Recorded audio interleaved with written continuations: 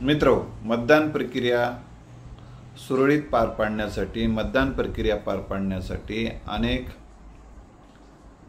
अधिकाऱ्यांची कर्मचाऱ्यांची नियुक्ती करण्यात येते। माननीय जिल्हाधिकारी, माननीय तहसीलदार यांच्या मार्गदर्शनाखाली आणि निवडणूक आयोगाच्या निर्देशानुसार ही नेमणूक होत असते आणि ते निवडणुकीमध्ये जी दिलेलं काम आहे ते करणं हे कायद्यानुसार बंधनकारक असते। असं असतानाही बऱ्याच जणांना ही ड्यूटी करावी वाटत नाही, प्रशिक्षणाला जावं वाटत नाही। त्याचे काही अनेक कारणं असतात, पण असं होते। आणि काही जणांना ही निवडणुकीची ड्यूटी का नको वाटते याचा विचार आपण करणं गरजेचं असते। केवळ त्यांना दोष देऊन चालणार नाही।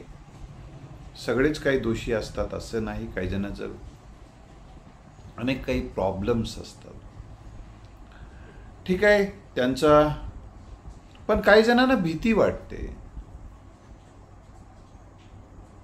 आणि ही भीती वाटते काही झालं तर काही झालं तर काय कसं करावं, प्रॉब्लेम येईल, कारण त्या ऑर्डरवरच कायद्यानुसार हे अमुक तमुक वगैरे सगळे दिले जातात आणि ते कायद्याचा भंग झाला तर वगैरे गुन्हा दाखल होईल की काय, गुन्हा दाखल झाला तर नोकरी जाईल की काय वगैरे, अशा एक ना एक शेकडो विचार येत असतात।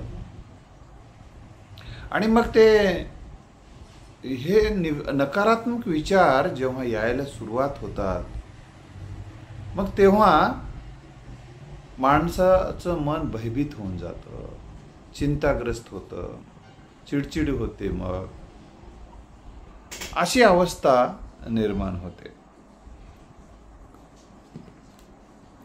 तर एक जणाने म्हटलं की ते आपल्या काही ओळखीचे नसतात, मला ते आपल्यासोबत जे येतात ना, मला ते आपल्या ओळखीचे नसतात, त्या अनोळखी व्यक्तीसोबत कसं काम करायचं, असा एक त्याचा प्रश्न होता। आता मित्रहो, आपण जन्माला येताना आपल्या कोणाचीच ओळख नव्हती,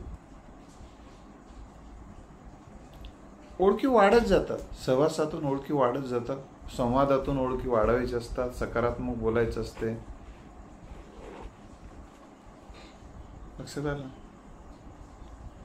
समजून घ्यायचं असते, समजून आपल्याला जितकं येते तितकं समजून सांगायचं असते, अभ्यास करायचा असतो त्याचा, आणि सगळं हे यूट्यूबवर उपलब्ध आहे। प्रशिक्षणामध्ये सर सांगितलं तिथं काही एक जण मला त्या प्रशिक्षणातलं काही समजलं नाही बघा, माझ्यापर्यंत काही आवाजच नीट येत नव्हतं, म्हटलं ठीक आहे। तर अनोळखी व्यक्तीची ओळखीत रूपांतर होत असते। आता पोलिसांना वेगवेगळ्या लोकांसोबत नेहमीच अनोळखी व्यक्तीसोबत त्यांच्या ड्युट्या नेहमी बदलत असतात। कसं असते, बरं आता प्राध्यापक असतील, शिक्षक असतील, त्यांना विशेषतः संस्थेमधल्या शिक्षकांना स्थैर्य असते बऱ्याचदा ड्युटीमध्ये, शासकीय तरी वेगवेगळ्या त्यांना वेगवेगळे बदल स्वीकारावे लागतात वेळोवेळी, पण इथं थोडं स्थैर्य असते। आणि एखादं कामामध्ये बदल हा तणावाचं एक कारण असते।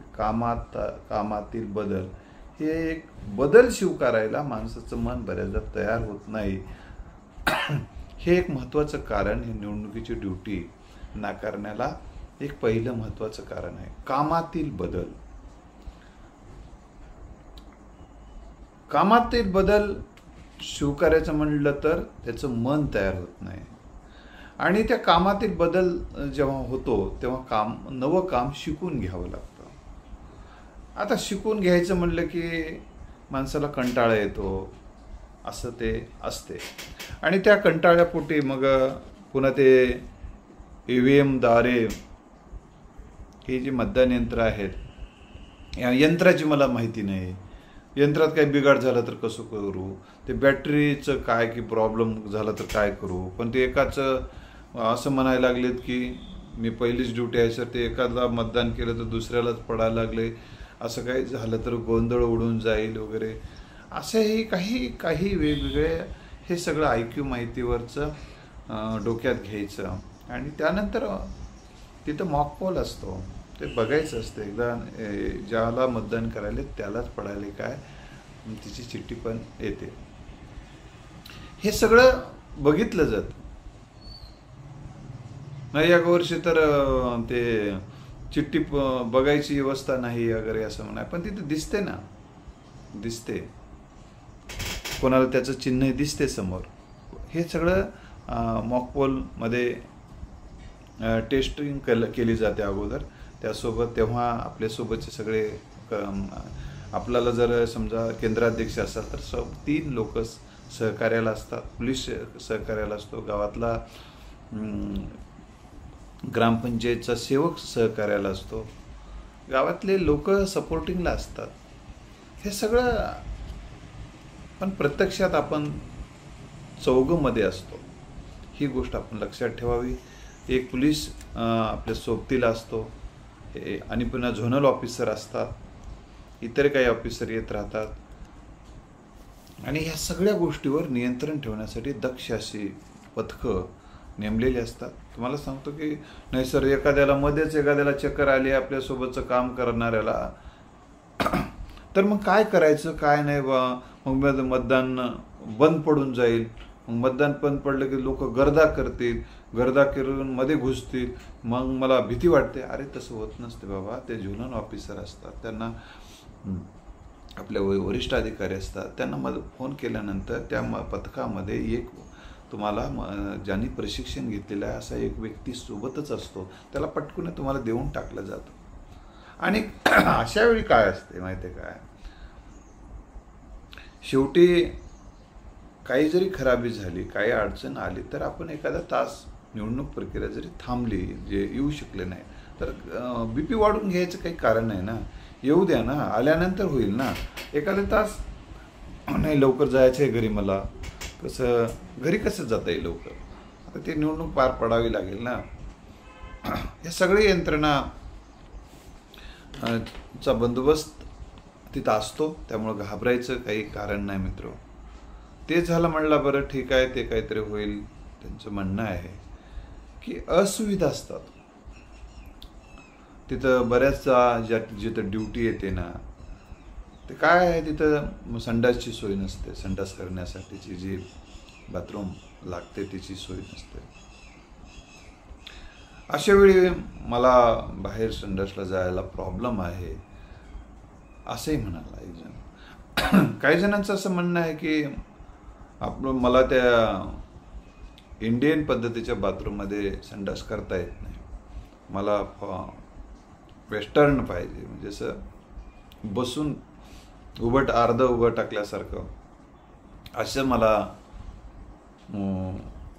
बाथरूम पाहिजे, मला संडास तसं मला बसता येत नाही, माझी अडचण आहे म्हटलं. मग मी कसं करू म्हटलं, तिथं कुठं भेटते म्हणलं वेस्टर्न.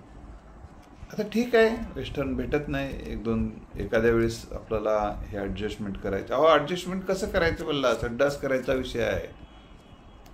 म्हणजे अशा पद्धतीच्या अनेक समस्या सांगितल्या जातात मित्र. तर काही ठिकाणी लाईट जाते, मला लाईट परत येत नाही, मग ते रात्रभर आम्ही काय त्या चिरट्यात झोपावं का म्हणला, झोप येत नाही, मग उद्या दिवसभर झोप येते म्हणला, मग ते कसं निवडणूक पार पडावं म्हणलं.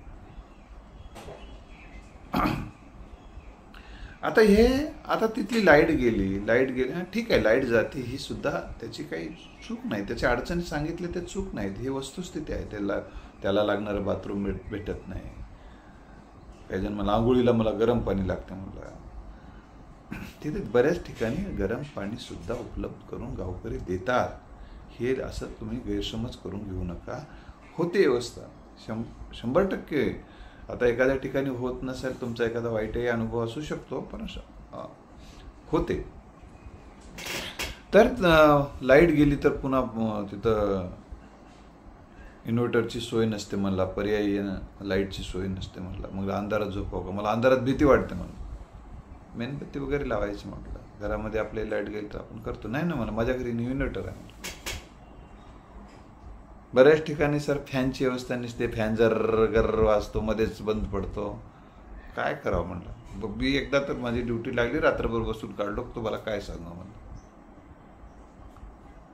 आता मित्र, लाईटची व्यवस्था नसेल, पर्याय वरचा फॅन फिरणारा असेल, तर आपल्याला एखादी फॅनची व्यवस्था गावामध्ये आहे का, ते आपण तिथं अगोदर 3-4 वाजता आपण जात असतो त्या निवडणूक मतदान केंद्रावर. काही ठिकाणी तर 2 वाजता जातो. त्यावेळेस चेक करायचं, बाजूला कुठून इथून किरायानं पण आणता येईल का बघायचं. तर ती सुविधा फॅनची एक पर्याय करून ठेवू शकतो आपण मित्र. लाईटची, फॅनची. आता लाईटचं काय करायचं म्हणलं, इन्व्हर्टर आणायचं का म्हणलं. आता हे बाबा म्हणलं, आता हे सैनिक आहे म्हणलं, आपण एक लक्षात ठेवा. आता सैनिक, तुम्ही बघा, सैनिक बऱ्याचदा बर्फवरून पडतं तरी ड्युटी करतात, उन्हात ड्युटी करतात. आणि एवढंच नव्हे तर पुढे शत्रू असताना, गोळीबार होत असताना तिथे ड्युटी करतात, जीव धोक्यात घालून. इथं तर गोळीबार कोणी करणार नाही ना. तर नाही मला त्यांना माहीत असते, मला ती ड्युटी तशी करावं लागते. त्यांना आपल्याला काय माहिती आहे का असतं, आपल्याला शिकवायला ठेवले म्हणलं. आणि हे असले कामं कशाला लावतात काय मला काहीच कळणार म्हणलं. अरे बाबा, पण हे राष्ट्रीय कर्तव्य आहे. हे राष्ट्रीय कर्तव्य आपल्याला पार पाडावं लागतं. जी काही जबाबदारी दिली जाते ती पार पाडावी लागते. दुसरा एक त्याचा प्रश्न होता असुरक्षितता. सर म्हणला, एका ठिकाणी आम्ही गेलो, तुम्हाला काय सांगू म्हणला, त्या शाळेमध्ये ते जे दार होतं, त्या दार असं इतकं की लात मारलं तर ते खिळखिळ होतं म्हणलं. लात मारलं की सगळं तुटून जाईल अशा परिस्थिती होते मला त्याची. उगं कडी अशी लावून उगं बार कुसं एवढंसा कुलप होतं म्हणलं त्याला. काय नाही म्हणलं, दार लात मारल्याबरोबर सगळं. मी म्हटलं त्या ठिकाणी पोलीस असतो, एकटा पोलीस काय करते म्हणलं, तुम्ही सांगायला म्हणलं. एकटा पोलीस काय म्हणलं, 10 जण आले तर आणि ते मतदान यंत्र पळून नेले तर कसं करू म्हणलं. मला ठेवते का मला शासने. हे कलेक्टर साहेब, तहसीलदार साहेब करतात नाही मला गुन्हा दाखल, मग कसं करू म्हणलं. करत नाहीत बाबा म्हणलं. असं नाही तर तातडीने आपण वरच्या अधिकाऱ्यांना फोन करायचा. आपल्याकडं एक सोबतच नाही म्हणलं, तिथं जर झालं तर सोबत एक बॅटरी घेऊन जायची आपली मोबाईल चार्जिंगची. आणि वरिष्ठांना फोन करायचं. सगळे काय आता दहशतवादी आणि नक्षलवादी तुझ्या ठिकाणी नाहीत म्हटलं. तर जिथं नक्षलवादी भागात तर अधिक पोलीस यंत्रणा असते. तर मित्र, ही जी मानसिक असुरक्षितता ही सगळ्यात मोठी असुरक्षितता असते. मनातच हे सगळं भीती. मग हे सगळी, अरे बाबा एकट्याच नाही, निवडणूक आयोगापासून आयुक्तापासून ते त्या कर्मचारी जे सेवक नेमवलेला आहे तिथपर्यंतची ही जबाबदारी आहे निवडणुका व्यवस्थित पार पाडणे, एकट्या दुकट्याची नाही. त्यावेळेस तिथं झालं, असं काही झालंच तर संबंधिताला कळवायचं. पोलीस पाटील असतात गावात, सरपंच असतात, त्यांना बोलून घ्यायचं, पंचनामा करायचा, झोनल ऑफिसरला फोन लावायचा. सगळे ॲक्टिव्ह मोडवर असतात मित्र. त्यावेळेस हे सगळं करता येते. कोणीच तुम्हाला आतापर्यंत एखाद्याची EVM मशीन पळवली किंवा मतदानाची पेटी पळवली म्हणून कोणाला तरी फाशी झाली काय? असं काही होत नाही. ती मग शेवटी सगळी या निवडणूक प्रक्रियेमध्ये जसे यंत्र आहेत, कागद आहेत, तसे माणसं आहेत. आणि माणसाला काळीज आहे. ती काळीज असणारा माणूस दुसऱ्यांना त्रास देण्यासाठी तिथं अपॉइंटमेंट झालेली नसते. त्याची अपॉइंटमेंट प्रश्न सोडवण्यासाठी झालेली असते. आपली अपॉइंटमेंट हे प्रश्न सोडवण्यासाठीच आहे. जे काही सोडवण्यासाठी सहकार्य करणे, आपल्याला जितके सोडवता येतील सोडवणं, वरिष्ठांची मदत घेऊन काही सोडवणं, गावकऱ्यांची मदत घेऊन काही सोडवणं, सहकार्याची मदत घेऊन काही सोडवणं, हे प्रश्न निर्माणच होतात. नाही अवघं आपल्या सहकार्याला जर उद्या कळलं याच्या निवडणूक मतदान केंद्रावर गोंधळ झाला होता, याला काही जमलं नाही म्हणतील, इम्प्रेशन डाऊन होईल. असलं काही इम्प्रेशन बघायचं नसतं. इम्प्रेशन काय नाही, आपलं काम करायचं बस. लोक काय म्हणतील याचा विचार करून बसला तर तुला मरून जावं लागेल. तर असला काही विचार करायचा नाही दुबळा. मित्र, असं काही होत नाही. सुरक्षितता यंत्रणा तिथं, सगळी पोलीस यंत्रणा तिथं तर राहतेच. हे एखाद्या दिवशी ठीक आहे, झोप मोड होते वगैरे, एखाद्या दिवशी ठीक आहे ना. काय रोज तिथे किती दिवसाचा मुक्काम असतो? एकाच दिवसाचा मुक्काम असतो. आणि आपले सहकारी, आपले जरा ते आपल्या सेवेतलेच सगळे सहकारी असतात. नाही म्हणलं सर मला ते दारूचा लई त्रास होते म्हणला. ते एकदा तर मी एका ह्याच्यात गेलो म्हणला, आता मी कंटाळलो म्हणला या सगळ्या गोष्टी करून. एकदा दारूच पिलेलं माणूस, दारूच कर्मचारी टर मारला मला दार, असा वास येऊ लागला आणि टर गौर गौर गौरून झोपला मला. त्याला म्हणलं बाबा हे मला झोप येईन आली, हे मतदान काय करायला काळजी करायची नाही, झोपा काय होत नाही, मी अनेक ड्युट्या केल्या म्हणला. तर मी माझी पहिली ड्युटी होती, म्हणला हे असं दारू पिऊन पडलंय, अशा वेळी काय करावं मायाला नसणे. म्हणलं मला काय परेशान, रात्रभर झोप आली नाही सगळं. म्हणजे ठीक आहे, असा एखादा ॲक्सिडेंट समजायचा अशा गोष्टीला, कधी कधी असे ॲक्सिडेंट आयुष्यात येत असतात. तर मित्र, दुसरी महत्त्वाची गोष्ट म्हणजे माणूस जे घाबरण्याचं आणखीन एक महत्त्वाचं कारण म्हणजे अज्ञान असते. बऱ्याचदा कसं असते, आपल्याला जी ड्युटी दिलेली आहे, 4 जण असतात, हे केंद्राध्यक्ष आणि केंद्र अध्यक्षाला सहाय्य करणारे 3. ते प्रत्येकाची कामं वाटून दिलेली आहेत. तशी जरी सामूहिक जबाबदारी आहे, माझे काम आहे मी तेच करतो असं नाही, सगळ्यांनी एकमेकाला सहकार्य करायचंच असते. कुठं अडचण आली तर एकमेकाला सपोर्ट करणं हे गरजेचं आहे. परंतु सर्वची प्रत्येकाची कामं वाटून दिलेली असतात आणि ती कामं तेवढी करायची असतात. हे त्यामुळं अज्ञान बाळगायचं नाही, ते ज्ञान करून घ्यायचं. आपली कोणती ड्युटी आहे, आपल्याला काय करायची, ती कशी करायची आहे. त्यासाठी यूट्यूबवर अनेक व्हिडिओ उपलब्ध आहेत मित्र, ते बघायचे. अनेक पुस्तकं, अनेक पत्रक आहे, माहिती आहे, इंटरनेटवर भरपूर माहिती आहे, ती वाचायची. सगळं शांत मनानं वाचून म्हणजे काही ड्युट्या केलेल्या आहेत त्यांचं मार्गदर्शन घ्यायचं. तुमची पहिली जरी ड्युटी असली तरी हे अज्ञान दूर झालं की माणसाला ज्ञान झालं की भीती वाटत नाही. जसं अंधाराची भीती वाटलं, लाईट लावलं की अंधाराची भीती दूर होते, तसं अज्ञानामुळे भीती वाटली की ज्ञान घेतलं की त्या अज्ञानामुळे वाटणारी भीती दूर होऊन जाते. ही एक गोष्ट तिथं राजकीय व्यक्ती दबाव टाकतात मला बऱ्याचदा, कसं करावं. आणि तुम्ही जर म्हणलात की आम्हाला एक सांगितलं होतं मला की तिथं जे चेहरा पांघरून जे काही येतात, डोळे उघडे तेवढे ठेवतात, ते कसे ओळखायला मला अडचण झाली होती म्हणलं एकदा. आणि म्हणलं महिला अधिकारी दिली जाते म्हणलं तिथं, त्याचा ओळख पटवण्यासाठी एक मतदान अधिकारी असतो, ती महिला असते, महिला मतदान ओळखला दिली जाते म्हटलं. जिथं संख्या तिथं कसं आहे बघा, संख्या जास्त असते तर दिली जाते. प्रत्येक ठिकाणी महिलांचं प्रमाण कमी आहे, नोकऱ्यांमध्ये महिलांचं प्रमाण आहे. अशा वेळी तिथं जे पोलिंग एजंट असतात गावातले, जे त्यांची मदत घ्यायची. आणि मी सगळ्या हे धर्माचे काही बंधनं असतील, तुम्हाला काही रूढी प्रथा परंपरेचे बंधनं असतील, तर कृपा करून ह्या गोष्टी थोडं बाजूला ठेवून ह्या राष्ट्रीय कार्याला सहकार्य करावे अशी विनंती करेन. अशा वेळीसुद्धा मित्र हो, तिथं आपला केंद्राध्यक्ष असते, केंद्राध्यक्षाची मदत घ्यायची. तो आपल्याला सांगतो आणि तो असं ओळख पटवून देण्यामध्ये तसं फारसं कोणी करत नाही. कशाला हे करतील, ते तर आपल्याला बघायचं. त्याच्या अगोदर शाई लावली का, दुसरा आहे का, तोंड पांघरून आलाय, उभं तोंडवरी करून परत एकदा निवडून दुसरीकडेच करून आलाय, अजून एकदा करण्यासाठी आलाय काय, तर ते एक पथ्य पाळायचं. त्यानंतर तिथं त्याचं नाव पूर्ण आहे का, ही व्यक्ती आहे का, ती जोरात नाव उच्चारायचं त्याचं. मग ते सांगतात ना, तिथं काही महिला पण असतात त्या गावच्या, असं काही नसतं. अशा वेळी गावाची महिला सरपंच असू शकते, गावाची अंगणवाडी सेविका असते, असे पण लोक आहेत, असं नाही. तर ते तुम्हाला मदत करू शकतात. तिथं शेवटी गावाला माहीत असते कोण कसं आहे काय नाही. अशा वेळी आपण त्याचं सगळ्यांचं सहकार्य घेऊन ही सगळी प्रक्रिया पार पाडायची असते मित्र. दुसरी एक तेच मग बोगस मतदानाची एक त्याला भीती वाटत होती.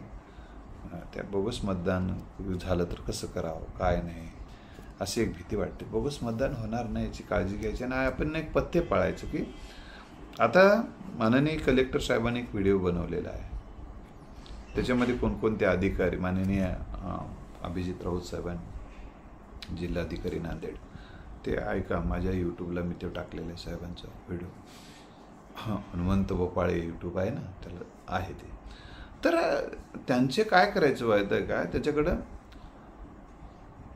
निवडणुकीचं ओळखपत्र नसेल तर आणखीन अनेक ओळखपत्र जे आहेत डॉक्युमेंट आहेत त्याच्यापैकी एक असेल तरी तिथं चालते. त्याचं ते डॉक्युमेंट तिथं लिहायचं आणि परत त्या ठिकाणी मतदान त्याला करू द्यायचं असतं. ही एक प्रक्रिया. पण कोणतंच कागद नसताना मतदान करू द्यायचं नाही ही भूमिका एकदा घेतल्यानंतर तीच भूमिका स्टँड घ्यायची असते. कारण तिथे लिहावं लागतं तुम्ही कोणतं मतदान करताना कोणता ओळखीचा पुरावा वापरला तिथे लिहावं लागतं. ही गोष्ट आपण लक्षात ठेवा. त्यामुळे तिथे कोणाला एकाला असं एकाला तसं असं भेदभाव करू नका. कोणत्याही पक्षाचे असतात वेगवेगळ्या, तुम्हाला कोणत्याही पक्षात इंटरेस्ट असू शकतो कोणत्या नसतो, ही मानवी स्वभावाचा भाग आहे. पण तिथं तुम्ही तसा कोणात इंटरेस्ट दाखवण्याचा विचार करू नका. कारण तसं जर केलं तर लोकांच्या मनामध्ये एक प्रकारचा गैरसमज तुमच्याविषयी निर्माण होतो आणि एक अपसमज निर्माण होऊन बाहेर त्याचे वातावरण बिघडू शकते. म्हणून ह्या सगळ्या गोष्टीचा विचार तुम्ही करायचा. आणि सगळे जेवण्याच्या व्यवस्थेचं काय, जेवण्याची सुद्धा व्यवस्था तिथं असते. गावातले पोलीस पाटील सरपंच जेवायची व्यवस्था करतात. किंवा एखाद्या दिवशी आपण धपाटे घेऊन जायचे ना, धपाटे घेऊन जायचे. पुन्हा आपल्याला काही फळं घेऊन जायचे सोबत. त्याचबरोबर काही काजू बदाम वगैरे असे ते पण घेऊन जायचे सोबत. मुरमुरे असतात, पोहे असतात ते सोबत घेऊन जायचे. आणि सगळं सोबत घेऊन गेल्यानंतर काही अडचण येत नाही. राहिला एकदा तर आपण जेवण केलेलं असतं दुपारी आणि त्यानंतर एकदा आणि सकाळच्या जेवणाचा विषय असतो. तिथं जेवण मिळतं. असं कोणी ग्रामीण भागातली माणसं एवढी तुम्हाला सांगतो किंवा शहरी असले तर शेवटी ती माणसं आहेत. आपला शासकीय कर्मचारी आले तर त्यांना इथं उपाशी ठेवलं जात आहे असं कधी फारसं घडत नाही. एखादा कुठंतरी ॲक्सिडेंट घडला असेल तर मी म्हणताय तर घडला असेल तर असं होत नाही. ही गोष्ट आपण लक्षात. आता तर इतकी यंत्रणा उपलब्ध झाली मित्र, रोडांची व्यवस्था इतकी चांगली झालेली आहे, कनेक्टिव्हिटी इतकी चांगली झालेली आहे. तर बाजूला कुठेतरी जेवणाची पण व्यवस्था असते. एक जण काल तर म्हणला एकदा काहीच नाही म्हणलं अडचण, आपल्याच बॅगमध्ये एक पातेलं घ्यायचं म्हणलं, ठेवायचं म्हणलं सोबत आणि तर चूल बांधून खिचडी करून खायचं म्हणलं. तांदूळ घेऊन जायचे, डाळ घेऊन जायचे, थोडंसं काहीतरी घेऊन मस्त करून खायचं म्हणलं. गावात तेल मिळते मला, घ्यायचं म्हणलं असं आणि करून खायचं म्हणलं. काय टेन्शन घ्यायचं नाही. म्हणजे काय सांगायचं आहे तो काय की उपाय काहीतरी करावा लागेल ना. प्रश्नच हे बघा, जिथं प्रश्न आहे तिथं उत्तर आहे, समस्या आहे तिथं समाधान आहे, अडचणी आहे तिथं अडचणीवर मात करता येते. आणि ही टीम वर्क आहे. एकट्याचंच थोडं आहे. मनोज जरांगे पाटील किती दिवस उपोषण केले, त्यांचे शरीर किती वीक होऊन गेलं होतं तुम्ही बघितलं. तर आपल्याला काय उपोषण थोडं तिथं करायला, उपोषणात थोडं जायचं. तर ह्या सगळ्या गोष्टीचा वगैरे विनाकारण भय, मला संध्याकाळी बीपीचा त्रास होते असं तर गोळ्या आपलं मेडिकल सोबत ठेवायचं, पांघरूण सोबत ठेवायचं, मेडिकल सोबत ठेवायचं, पांघरूण सोबत झालं. काय अस्वस्थ वाटू लागलं तर तुम्हाला तिथं पोलीस असतं त्याला सांगायचं, वरच्या अधिकाऱ्यांना सांगायचं आणि तिथून जायचं. रात्री बेरात्री कसं करू म्हणलं. रात्री बेरात्री सुद्धा गावात वाहन असते, बाजूला दवाखाना असतो, नेण्याची व्यवस्था केली जाते. एवढं काही होणार नाही. आणि तुम्ही तंदुरुस्त आहातच नोकरी करता ना, आणि तुम्हाला फिटनेस आहेत म्हणूनच तर नोकरी करता. फिटनेस नसेल तर नोकरी राहता येत नाही ना. ही गोष्ट आपण लक्षात ठेवा. त्याचा फार भाऊ करू नका. आणि असं काही होत नाही. मतदान केंद्रावर किती जण मेले आतापर्यंत हा विचार करा. आपण ड्युटीला जाताना ॲक्सिडेंट होतो की नाही. बरं, एखाद्या वेळेस ॲक्सिडेंट होतं म्हणून ड्युटीला जाणं बंद करतो का. कधी जिथं ड्युटी करतो तिथं कधी चक्कर येणे किंवा काही प्रॉब्लेम येणे ते तिथे येतेच ना. कारण तिथं येलेलं चालते, पण तिथं आलं तर चालत नाही. कसं तो ड्युटीचंच ठिकाण आहे ना असं समजायचं. आणि या सगळ्या गोष्टीचा शांत मनाने आणि भाषा चांगली वापरायची तिथं सगळ्याला. दादा, काका, मामा सांगायचं. एखादा मध्ये कार्यकर्ता एखादा मला मतदान करायचा, करा म्हणायचं. करायचं काय, करणारच, काय वाटलं असंही तुम्हाला बोलू शकतो एखाद्या. पण तिथं पोलीस असतो. तिथे लोक असतात. एखादं बोलते, ठीक आहे, त्याला फारच म्हणजे आता ते बोलला म्हणून त्याच्यासोबत वाद घालायची काही नाही. तो 2 मिनिटाचं काम असतं, जातो तो बाहेर, असं काही नाही करा. आणि जास्तच केला तर तुम्हाला सांगतो, पोलीस यंत्रणा तिथे एकच असते नाही तर पोलिसांची अशी पथकं असतात, ते तुम्हाला मदत करतात, गावकरी मदत करतात, असं काही नाही. आणि एखादं चिल्लरपणा थोडासा करतात, त्यावेळेस थोडासा आपण सहनही करायचं, काय वाटतं, ठीक आहे म्हणलं, ठीक आहे कर बाबा म्हणायचं, ठीक आहे. एखादा शब्द वाकडा तिकडा बोलते, कारण त्याचं जीवनाचंच नियंत्रण बिघडून गेलेलं आहे. आता त्याच्यावरच कंट्रोल राहिला नाही, त्याच्याच जीवन आग लागलेली आहे त्याच्या अंगाला, असं समजा, त्याच्या संसारालाच उद्ध्वस्त झालेला आहे तसं ते वागवून. आता डायट फिट चालते थोडा वेळ, तर तिथं करू द्यायचं, मतदान सहकार्य करायचं त्याला. कारण त्याला तुम्ही समजा, आता त्याला ॲट म्हणते आणि दारू पिऊन येते एखादं म्हणून त्याला तुम्ही एवढं, आणि त्याचा 2-3 मिनिटाचाच फक्त दोन मिनिटाचाच फक्त कालावधी जास्तीत जास्त असतो मधात, फारसा वेळ लागत नाही. ती 2 मिनिटं सहन करत नाही, आयुष्य सहन करते ना त्याची बायको, त्याची आई, त्याचे वडील, त्याचे भाऊ, त्याचे बहिणी, त्याचे घरातली सगळी सदस्य, लेकरं बाळ, त्याला कसं सहन करत असतील याचा आपण विचार थोडा करा. छोट्याशा गोष्टीचा इश्यू मोठा करायचा नसतो. पण समस्येकडे मित्र दुर्बिणीतून पाहायचं नसतं, ती मोठी दिसत असते. तर असं काही फारसा विचार न करता शांत मनानं ड्युटीला सामोरं जाणं हे आपलं कर्तव्य आहे. आणि त्या कर्तव्य पार पाडत असताना येणाऱ्या अडचणीला सोडवण्यासाठी एक मोठी यंत्रणा आहे. त्यासाठी तुम्ही दुसरे काय करायचं की फोन नंबर, झोनल ऑफिसर व वरिष्ठ अधिकाऱ्याचे नंबर मिळतात, ते नंबर आपल्याजवळ ठेवायचे. गावातल्या पोलीस पाटील सरपंचाचा वाटल्यास नंबर एखाद्या वेळेस ठेवायचा, पण त्याच्याशी विनाकारण संवाद करायचा नाही. जर एमर्जन्सीमध्ये असेल तरच करायचं, विनाकारण साहेब असं साहेब तसं काही म्हणत बसायचं नाही. तर ही गोष्ट लक्षात ठेवा, कारण ते कदाचित राजकीय फोन केला, अमुक केला वगैरे असं होऊ शकतं. त्यामुळे फार विनाकारण नाही. तर तिथला जो सेवक असतो, कर्मचारी असतो, त्यालाही आपण सहकार्य करायचं, त्यांना आपल्याला सहकार्य करते. काही अडचण आली तर सगळे सहकार्य करण्यासाठी तिथे अपॉइंट केलेले जातात. तुम्हालाच एकट्याला ती ड्युटी करायची आहे असा एक तुमचा जो गैरसमज झालेला असेल तो काढून टाका. आणि ते 1 तासभर ड्युटी समजा बंद पडल्याचा भीती वाटते ना, तर 1 तासानंतर ते चालू जरी झाली किंवा तातडीने येतात, फार दूरच्या अंतरावर नसतात, हे लक्षात ठेवा. ऑफिसर ते फोन लागला नाही तर लागते असं नाही, त्याच्यासोबत काही असतात. किंवा तिथं आपण तहसीलदाराचा तुम्ही फोन घेऊ शकता, त्याच्या नायब तहसीलदारचा फोन घेऊ शकता, असं बरेच अधिकारी असतात त्यांचे फोन घेऊ शकता. याचबरोबर प्रशिक्षण देणं किंवा त्या जी EVM मशीन असते ना, त्याची माहिती, त्याचं जे प्रशिक्षण देतात ना, त्याचाही माणूस त्यांच्यासोबत असतो एखादा.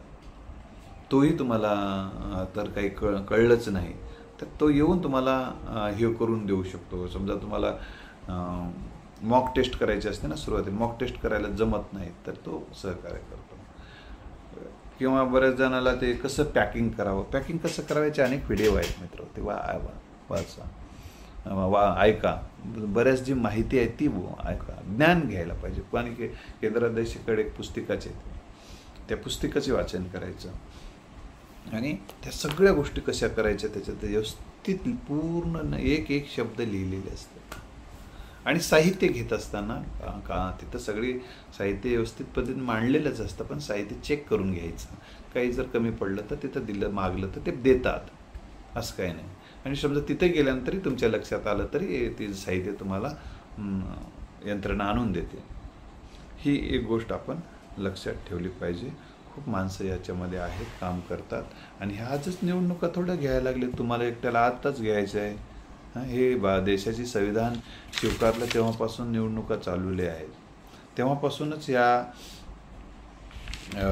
निवडणुका घेतल्या जातात. पूर्वी तर खूप अडचणी असायच्या, रस्ते नसायचे बरोबर, खूप पूर्वी तर त्या बऱ्याच गावाला लाईटच गेलेली नव्हती. ही सगळी यंत्रणा अंधार असायचा, चिमणी वगैरे लावून किंवा वर अधिकारी राहायचे. यांचे विचार थोडासा आपण करायला पाहिजे ना. काही आता तर खूप सुविधा झाल्या त्या मानानं.